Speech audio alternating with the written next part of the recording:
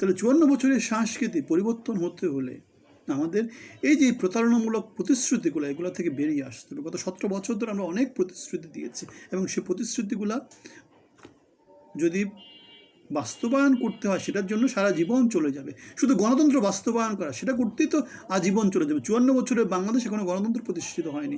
জনগণের জন্য সাম্য, মানবাধিকার, মর্যাদা অথবা ন্যায় বিচার সেটা প্রতিষ্ঠিত হয়নি। বিচার বিভাগের স্বাধীনতা সেটা 54 বছর হয়ে গেলো, সেটা প্রতিষ্ঠিত হয়নি। তাহলে বাংলাদেশে কী হয়েছে? বাংলাদেশে কী হয়েছে? নির্বাচন দিয়ে বাংলাদেশ কী অর্জন করবে? সো একটা হচ্ছে ধ্বংসাত্মক উপায়, যে হেলথ কার্ড, ফ্যামিলি কার্ড, সেটা দিতে হলে কী করতে পারে? টাকা ছাপায় ইচ্ছে মতো করে লোকজনকে দিতে পারে, যাতে দিতে হবে আলটিমেটলি জিনিসপত্রের দাম বেড়ে যাবে, লোকজন 10,000 টাকা দিয়েও 1 কেজি চাল কিনতে পারবে না। এটা হচ্ছে একটা ধ্বংসাত্মক উপায়। আর গঠনমূলক উপায় হচ্ছে গিয়ে দেশের চুরি, ডাকাতি, রাহাজানি, বদমাইশি এগুলো বন্ধ করবে, যোগ্য নেতৃত্বকে সামনে নিয়ে আসবে।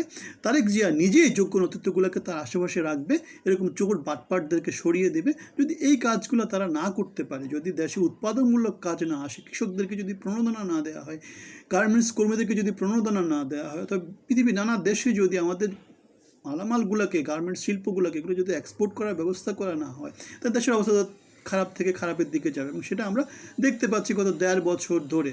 এবং আমেরিকার ট্যাক্স আরোপ করার মধ্য দিয়ে সেই অবস্থাটা দিন দিন আরও খারাপ হচ্ছে।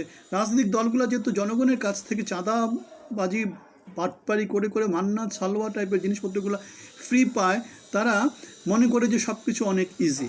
সুতরাং আমরা যে কথাটা বলছি সেই কথাটা হচ্ছে, তারা যেরকম করে চাঁদাবাজি করে, চুরি করে, বাটপারি করে সম্পদ অর্জন করেছে, জনগণকে তো 1 টাকা অর্জন করতে হলে কষ্ট করতে হয়, পরিশ্রম করতে হয়, রক্ত ঝরাতে হয়, ঘাম দিতে হয়। এই যে হাসিনা সরকারে পড়ে গেল, প্রান্তিক জনগোষ্ঠীর রক্তের ফলে 2,000 ছেলেপেলে রক্ত দিয়েছে, 30,000 ছেলেপেলে আহত হয়েছে, লাখ লাখ ছেলেপেলে রাস্তায় নেমেছে। কিন্তু ক্ষমতার অংশী কারা আছে? ক্ষমতার অংশ হচ্ছে সেই পালিয়ে যাওয়া